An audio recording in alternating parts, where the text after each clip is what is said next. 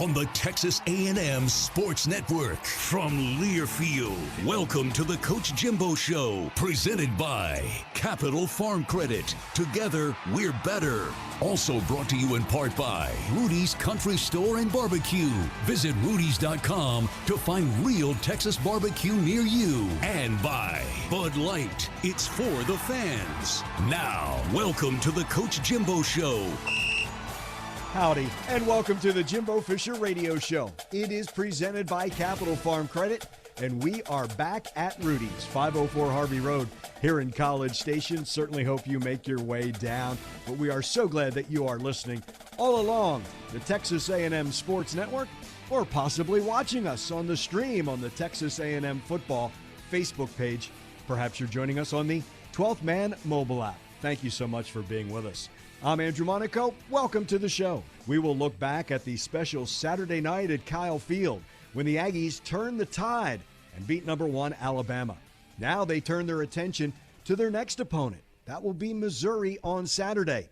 And the Aggies will look to tame the Tigers in Como. They're off to Columbia, Missouri later this week. They'll take on the Tigers Saturday at 11 o'clock, 10 o'clock with our St. Joseph Health pregame show. So much to come, including the head coach, Jimbo Fisher. Your questions as we revisit Alabama and preview Missouri. That's all straight ahead. This is the Jimbo Fisher Radio Show, presented by Capital Farm Credit. And this is Aggie Football from Learfield.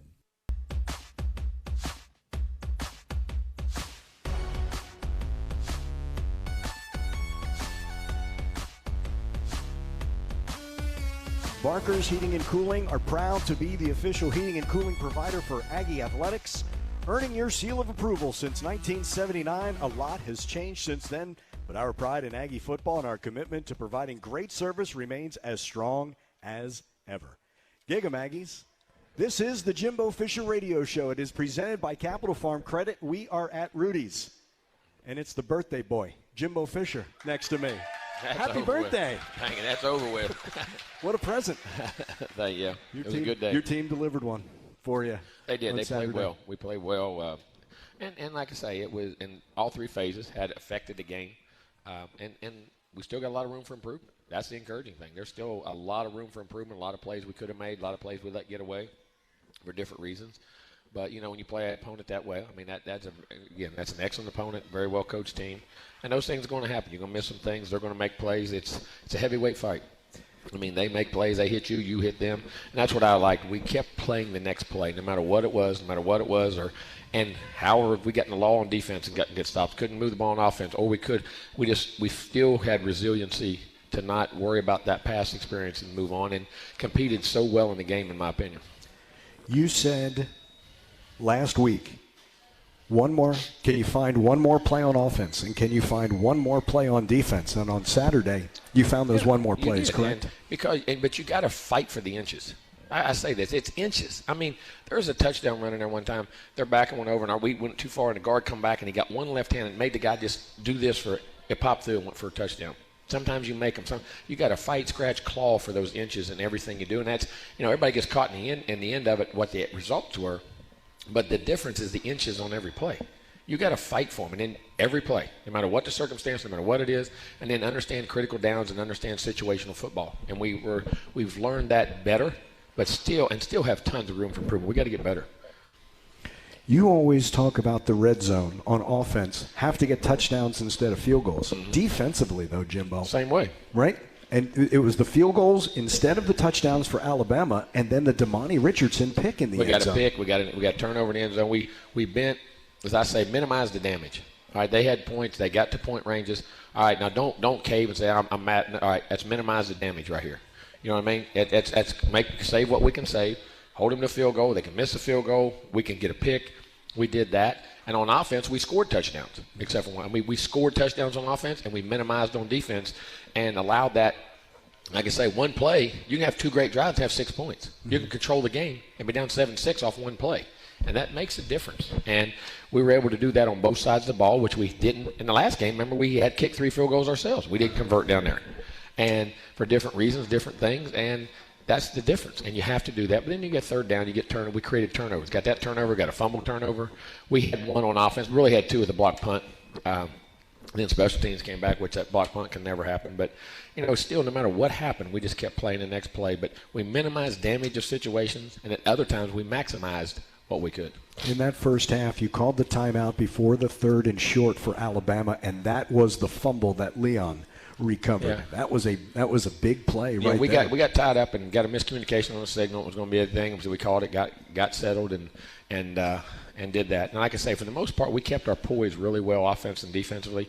We didn't, as I say, rat trap, get caught up in the results, just keep playing the next play. A little bit on defense after it got to 31-27. We didn't play as clean. Before that, even though they scored points, we played really clean defensively. I mean, really clean. And Mike said that. And then we, at the end had a couple trying too hard.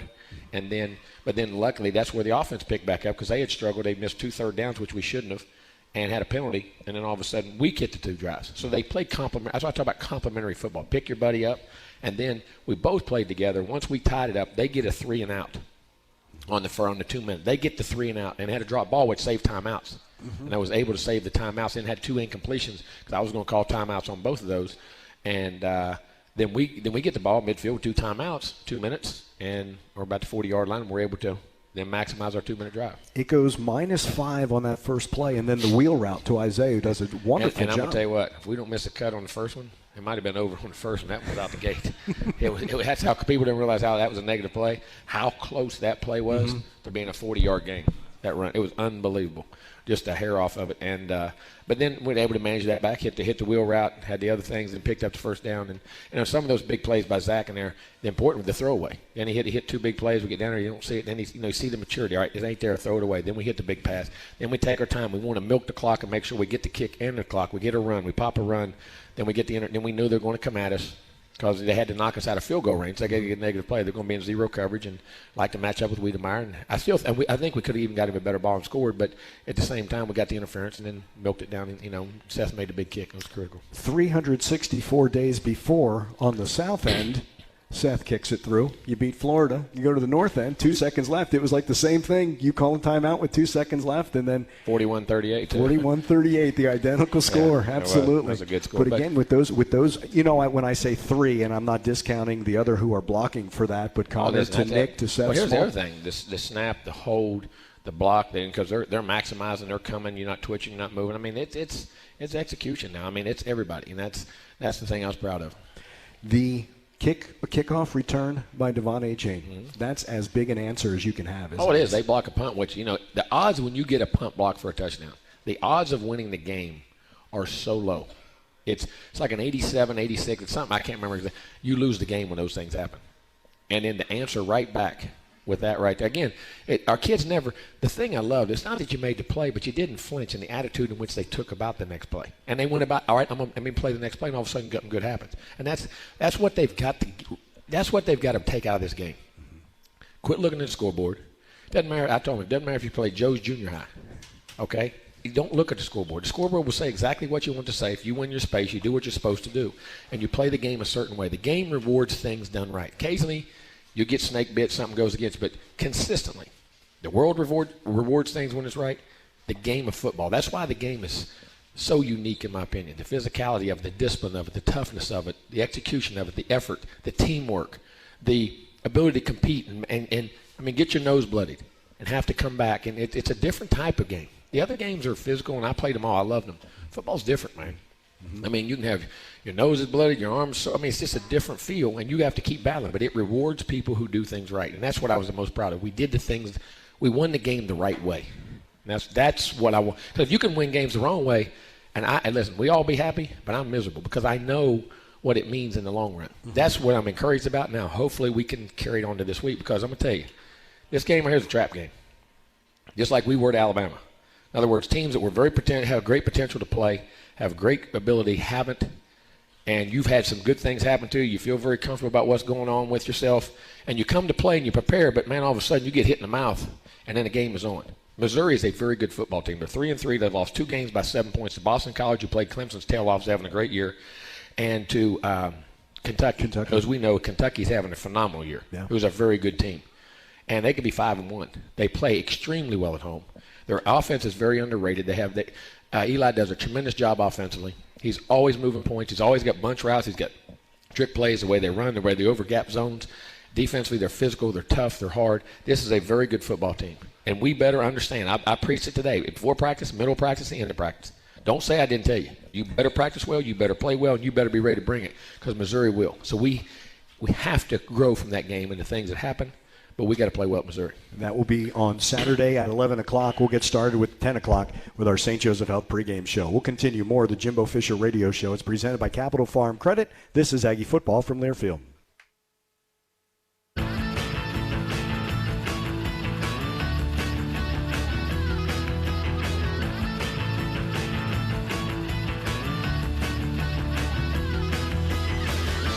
The new Brookshire Brothers across from Kyle Field was built for Aggies. There's a bar serving coffee, wine, and beer, a full-service pharmacy, and great values on groceries.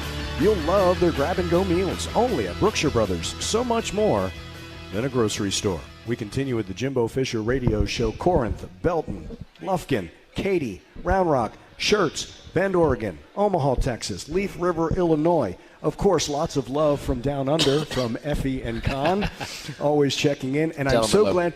Con recovering from COVID, but doing very well. Oh, wow, I didn't know that. Yeah, it's been 2 weeks ago. He sent me a message that. James Coffey says, proud West Virginia Aggie dad here. Had to share that one with you.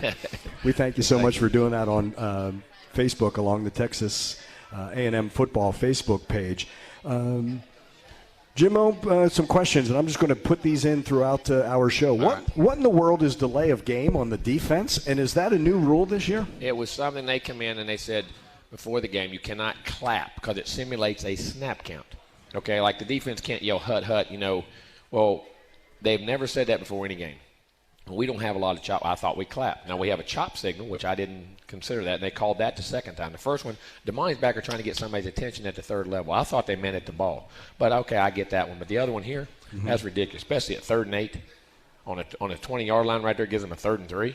That's ridiculous. And I've never heard that all year. So we can't go back change signals if we got them, if they're doing that. So that's the first group who's told me that. But it is what it is, and they're saying you can't jump and do all the other stuff when we jumped off sides and they caused us, but they're changing that rule after our game, not before. You also mentioned Alabama doesn't clap. No, they didn't. They weren't clapping on their snap count. All they're doing is tapping the guy there. It has nothing to do with. So just get the holdings and stuff right. Absolutely. Right. Steve wants to know, when you normally play Alabama and lose, most teams have a hangover. How do you avoid the hangover after a win and playing a road game next? Well, that's what I'm in the process of doing right now. We'll find out if we can do that, which we've educated. I went off. I've had my fits. We've had our spells, and trying to make them understand that, and then trying to educate them why it's important. You can't live in the past, man. Listen, you can't live in the past. You can't live in the future. You got to live in the present and what you got to do. And nothing just because you didn't want to listen to anybody when we were down. You're listening. Don't go back and turn the social media on now. Leave it off. You got to play 1 week at a time and do what you got to do. And I always say this. Everybody says when you have adversity, it reveals character. It does to a point. But I think your character really comes out with success. I think success really reveals character. And see if you can stay level-headed and understand why you do things and not get up in all the hoopla and listen to everything you want to hear everybody tell you. And so it's a big challenge for our team. It's a young team, and I've told them at least 10 times this week, so we'll find out. Some players are afraid of success, Jimbo, because they have to do it again. Oh, there ain't no doubt. You heard me say that a zillion times. You're stealing my lines. No, you know that. He didn't have that one. That was mine. But, people are. There's a standard. Once you cross that line of what you're capable of, and everybody wants to – because, listen, human beings, most human beings, average is okay. Human nature is to take the easy way out. Human nature is to make an A on a test and do good. No, I ain't got to study as hard. I already got an A. If I make a C or a D, I still got a B or I got a B. That's the way people think. And, I played a good game. I practiced. But, I got to go do that again on Monday. That game's over with on Sunday. Now I got to get ready for another one. I got to get ready. Winning and championship behavior and great players it's a learned habit. It's a learned behavior. And I showed them again from the Last Dance, the Michael Jordan clip about his practices. And did they say he was an a-hole? They said that. His teammates, they said, but his drive. But was he great? Yes. And did it get us where we had to do? Yes. Did he do what he had to do? And he told, listen, if you don't want to play like that, don't play with me. That's just the way it was. And that's the way, that's the only way I know how to do it. The only way you have to think that way. You have to be that way. He taught himself. And then he taught the players around him and the people around him how to do that. And that's what we have to do. And credit, that's what Alabama's done for, I give Nick and them the credit. That's what they have done. They've created that culture, the way you do things. And that's what we're going to do. Just like I had it at Florida State going, we're getting it here, we're getting it better, and we're going to do it, and we're going to be at that level. And if you don't want to do that, don't come here. And that's the way we're going to be, and hopefully we can get them there. He's the head coach of the Fighting Texas Aggies, Jimbo Fisher, and this is the Jimbo Fisher Radio Show. It's presented by Capital Farm Credit. Return to Rudy's, 504 Harvey Road here in College Station. Stay with us. This is Aggie Football from Learfield.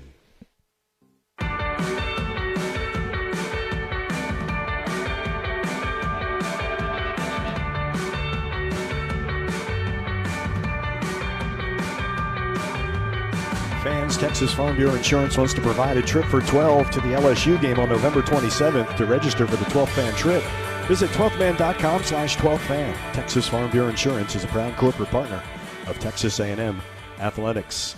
I gotta thank you, by the way, everybody sharing all these messages on Facebook. I have to get this one.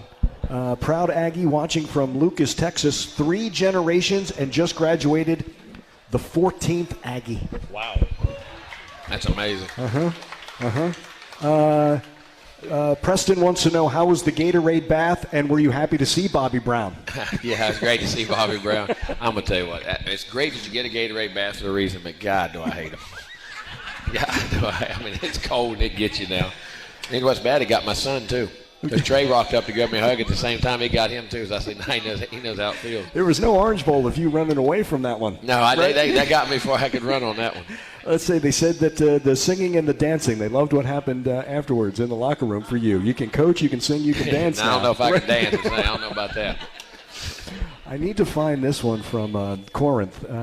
Rudy says, love that Jimbo trains to standards. As a 30-year Navy veteran and a former destroyer ship captain, I totally understand where we are going. Love it. Train and execute to standards. Train how you will fight. You know how the team will perform in tough conditions. Let's duplicate it next week. That's the challenge, and that's what I'm trying to get across. Your opponent is faceless. Your opponent doesn't matter who you play. It matters how you play, how you respect yourself to prepare to play, to compete, and the only thing that can do is go up. And you gotta have everything ready, because when that pressure comes, your habits are coming straight to the surface. They have to. That's just what it is. You can't stop it, and that's the lesson we're hoping to learn. And like I say, pray that we can do it again. Trey from College Station is plugged in. He wants you to talk about the importance that the guys who have played due to injury are stepping up and playing well. Starting with Zach, a Jalen Preston, a Deuce Fothery, Blake Traynor, Tyreek Chappelle, and Isaiah Rakes with a big tackle at the end of that game. Well, yeah, you got Ray. There's tons. There's all the receivers. Everybody. Even Demas and all those guys who would, you had guys hurt. You had Chase Lane out. You had Chapman out. You had Hez out. Yeah, and even having Luke Matthews making Bryce Foster, even though he started from the first game, he's had to do that. The load those guys have carried, and defensively the guys have played, that's hard. And that's what I keep saying. That happens later in the year sometimes, and they've got those weeks under their belt. They know. But sometimes those guys didn't know they didn't know.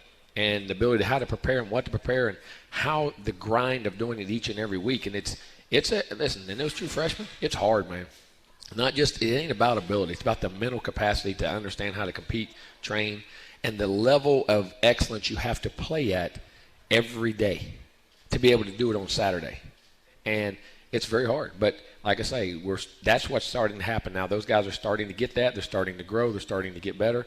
And there's still a long way to go, but it's encouraging, and I'm very proud of those guys. Very proud of them. For those freshmen, that preparation for Saturday is one thing. For some of the older guys and a little veteran, they didn't wait to play. They prepared to play, didn't Well, that's what I keep telling everybody. And the hardest thing to do when you're not playing is to practice as if you were playing. And everybody says, well, they should. Well, that's not realistic. You want it to, and some do and some don't. Because you don't wait to play, you prepare to play. So when that opportunity comes, you're ready for it. The guys who wait, then all of a sudden, I'm not ready. No joke. That's what happens. But that's human nature again. Because everybody at home, well, you should be playing.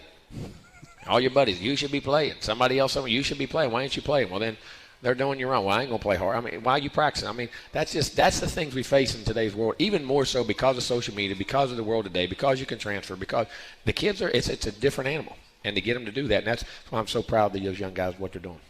When we come back to the Jimbo Fisher Radio Show, we're going to update you on the Kids First Fun campaign that started on Sunday. Wow. We're going to have that total for you up to the minute when we return to the Jimbo Fisher Radio Show. It's presented by Capital Farm Credit. We're at Rudy's, 504 Harvey Road here in College Station. Stay with us. This is Aggie Football from Learfield.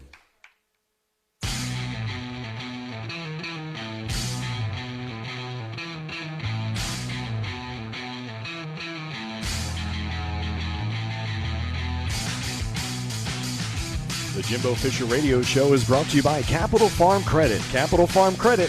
Together, we're better. We continue from Rudy's, 504 Harvey Road here in College Station. Here's the update for you. The Kids First Fund, the 4138 campaign, $41.38. It was started by Aggie Greg 06 from Houston on Monday night at 10 p.m. Since then, Jimbo, we have had over 1,400 unique donors. Wow. The Aggie Network, former players, staff, university and staff, player families. Last announced amount was $56,000 in honor of your birthday, but we have had an individual gift come in at $41,380, and the donations are still pouring in. So as of this moment, this is our total. You open it, and I was told that I had to give it to you now because you would peek. I would peek. That's wow. Holy moly. What is it? $108,322.12. Wow. Wow. That's amazing. I tell you what, Aggies never cease to amaze me. They never do. I mean, like you say, I say that God works in funny ways sometimes. I mean, we won a game. It's the happiest thing in the world. It's a great game. It's a great thing. But think what we're doing right here. Mm-hmm. For everybody to come together over $41.38 and donate $41.38 to help change people's lives, to cure cancer, to beat a disease, and it's a funny thing. Yeah. I tell you what, I'm a blessed man. I'm a blessed man to be here, and I can't thank everyone enough who was involved in that, and thank the Aggies enough. God bless y'all. Man, wow. We will have much more of the Jimbo Fisher Radio Show presented by Capital Farm Credit. Stay with us. This is Aggie Football from Learfield.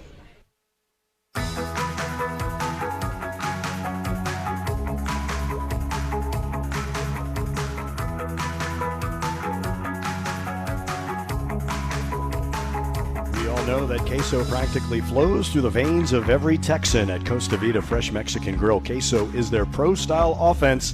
Costa Vida is proud to partner with Texas A&M Athletics.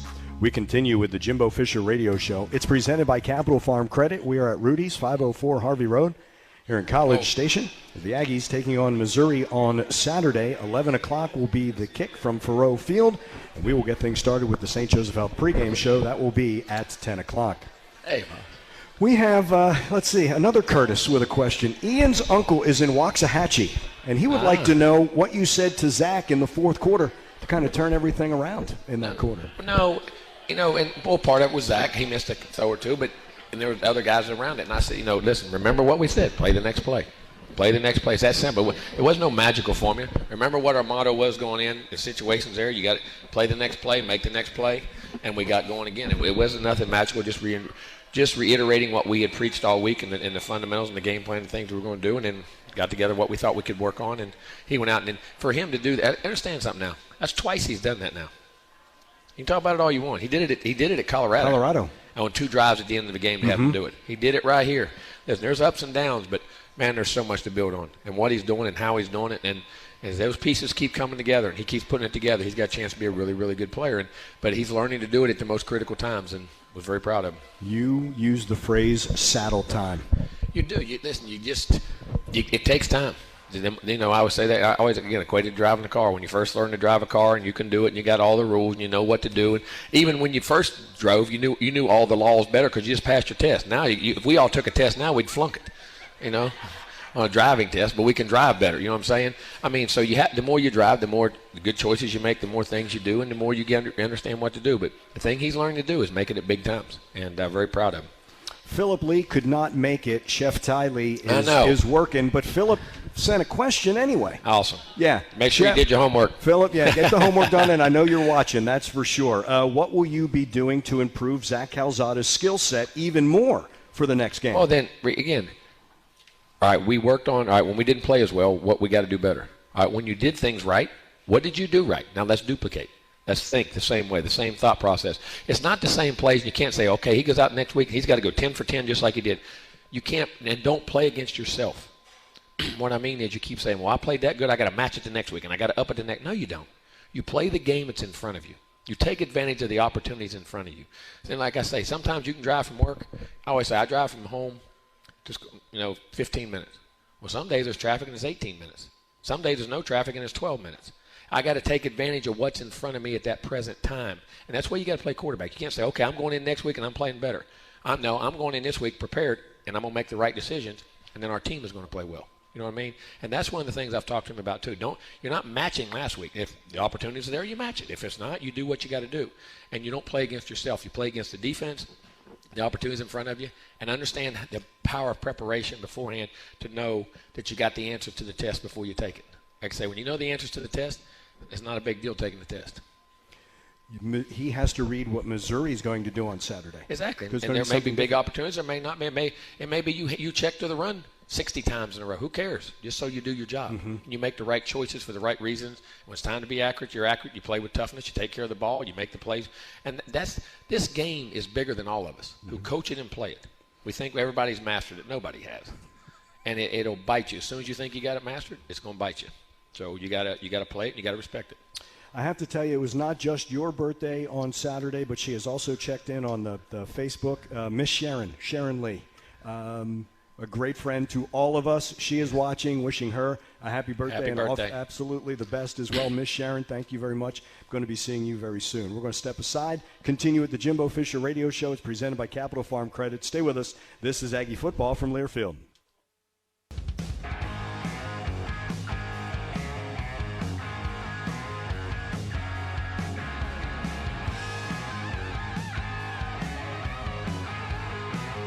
Football and barbecue lovers know the perfect brisket needs the right wood. Rudy's smokes all their meats using their delicious signature rubs in 100% oak-fired pits.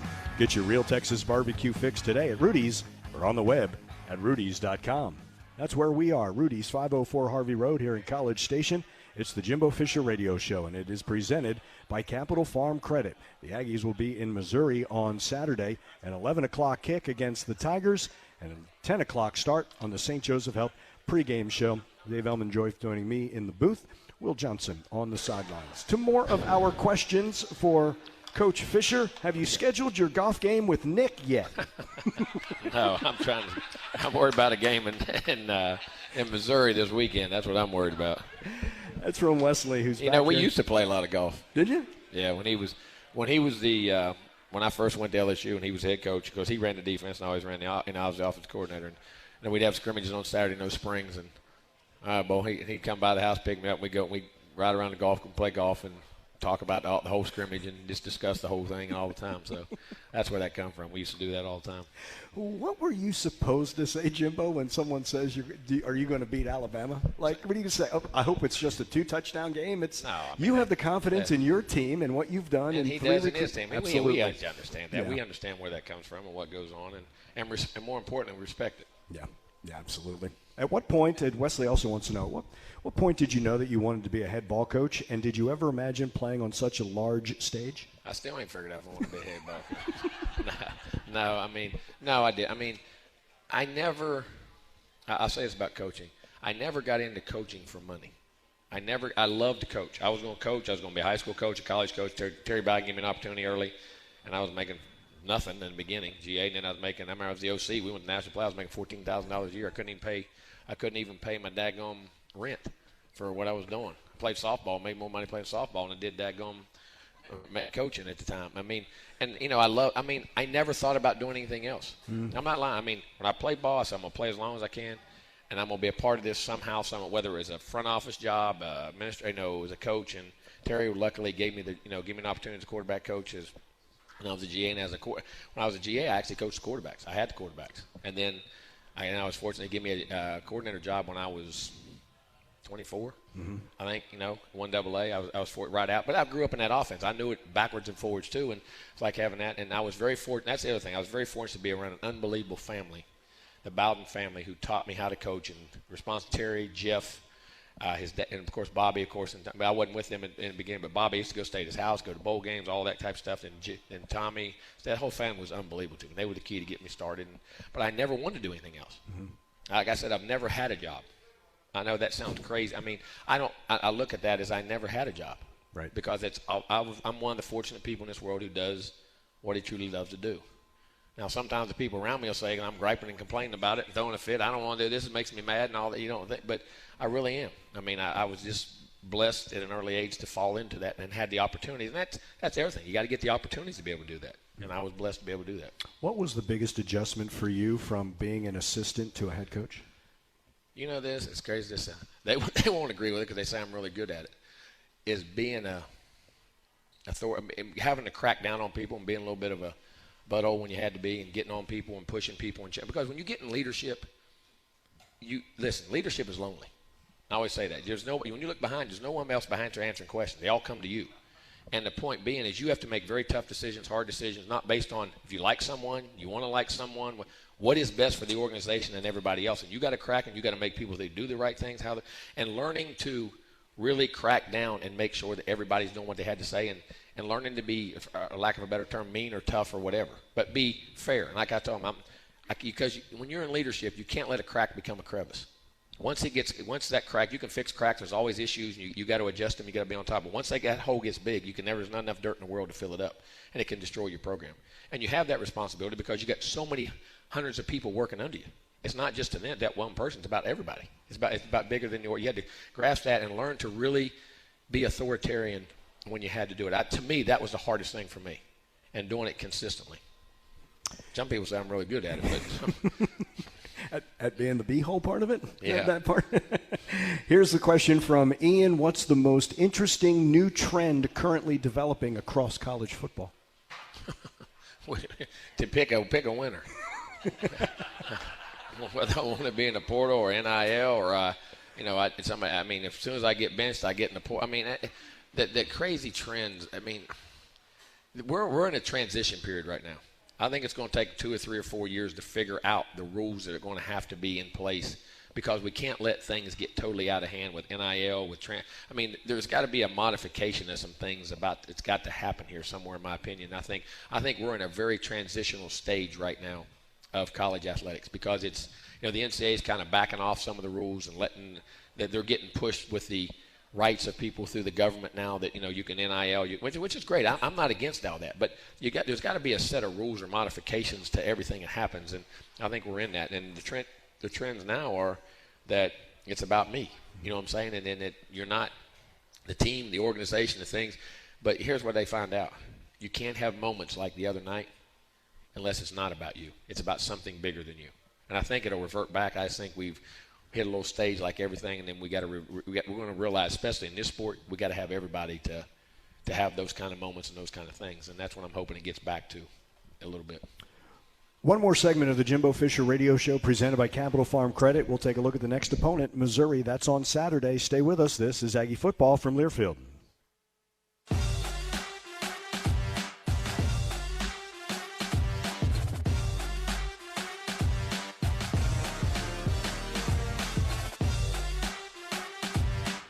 Download the new 12th Man mobile app. It's presented by St. Joseph Health. You'll get the latest news, videos, live game audio, and in-venue promotions for Texas A&M athletics. Plus, you can buy, transfer, and manage your tickets inside the app.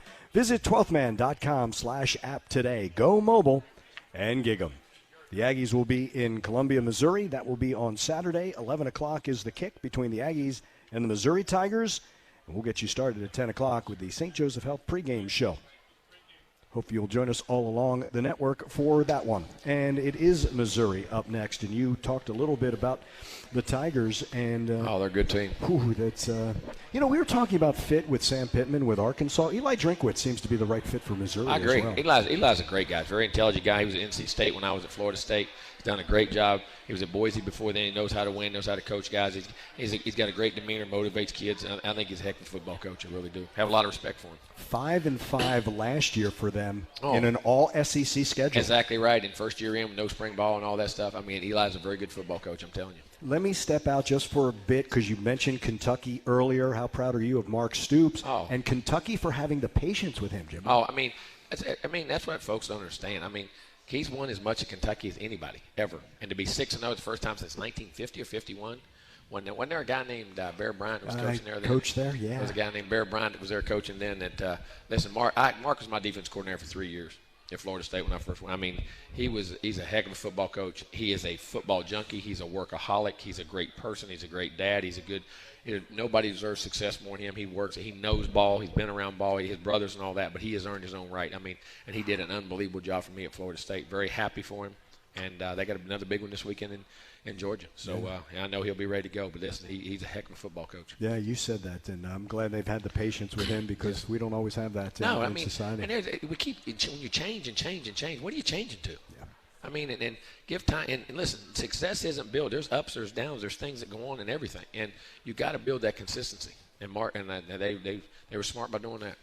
This Missouri offense, a whole lot of receivers catch the ball. They've got a really good back. The back can run. He's had two 200-yard games. Quarterback can move it around. They run an over-gap scheme on their stretch scheme, bunch routes, trick plays, all those types of things, man. They're full of them, and they do it defensively. They mix. They're physical up front, mix blitzes, really tough in the coverage part of it. Special teams is really good. And like I said, Eli knows how to move the football. So, I mean, it's a very tough place to play. They play very well at home, and we're going to have our work cut out for it. There's no doubt. Special teams, it's been special for them as well. Good kicker, two good kickers, right? The punter and the kicker both. I mean, the kicker ain't, if I'm not mistaken, hadn't missed. 16 straight. And he's, a 56 and 53 this year. Yeah, 2 50-yard field goals. So, I mean, at the end of the games, in the halves, they're a really good team. Yeah, one of their transfers was the former quarterback at SMU. He's now in the secondary. Yeah. You've always talked about that, right? Offense playing defense and understanding. Yeah. He's one of those in the secondary, Sean Robinson. Yes, he's playing very well. Yeah, he is. He was number 12. And those guys, they have, 7 interceptions, I believe. They kind of spread that around. They do. They can rush the passer. They blitz. They bring a lot of different blitz packages. They're a very good football team. I mean, they could either be sitting right here at 5-1. They had one hiccup game. They didn't play as well to Tennessee, but otherwise they could be sitting there 5-1 now. Your offense and defensive lines really impose their will. That's got to happen, and I'm not just saying this Saturday. It's got to be every Saturday, correct? You got to win the line of scrimmage. Defensive line-wise, offensive line-wise, allow you to do the things you need to do on offense, run the football, protect the quarterback, throw the ball down the field, and stop the run. If you have to, you can play a gap short if you have to be in the secondary to double somebody or do the things you got to do. And you guys who put their hand in the dirt, that's the name of the game. You talked about, you were asked about Kenyon Green, about playing all over the place, and you said the first thing he's going to say, wherever they need me. Well, Monday during the media availability, Kenyon was asked about all the positions that he's played. He said, I'll play wherever they need me. That's just his mentality, isn't it? It's no accident he's a great player because of the human being he is. Yes, God blessed him, but he's intelligent, you get all those things. But he is a tremendous, tremendous human being. And that rubs off on the rest. I'll tell you something. It rubs off on the rest. It rubs off on yourself. You understand things. You deal with things. There's always issues. There's always problems. And you can complain about anything in the world. You can be part of the problem or you can be the solution. Mm-hmm. He's always the solution. Was it more special you got the game ball from him? Yeah, it was. I did. I was great. I gave it to him on birthday and all that. So that was wonderful. And the respect I have for him and all of our players. But it was great. It was very unexpected. And like I say, it's one you always keep and put on the wall. Absolutely. We will see you tomorrow as we travel, and then again on Saturday. Yeah, we got to play a heck of a game now. We're going to have to get our feet together and make sure we take care of the ball and make those big plays and be good in those situations again. Got a heck of a game Saturday. You got it, Jimbo. Thank you very much. Thank you. The Jimbo Fisher Radio Show is presented by Capital Farm Credit from Rudy's, 504 Harvey Road here in College Station. Tony O'Neill is the producer of Aggie Football in our Learfield Network studios. Kevin Menchow is our engineer. For the head coach, Jimbo Fisher, I'm Andrew Monaco. We'll talk to you on Saturday, 10 o'clock with the St. Joseph Health pregame show. 11 o'clock is the kick, the Aggies and Missouri. Thanks and gig 'em. This is Aggie Football from Learfield.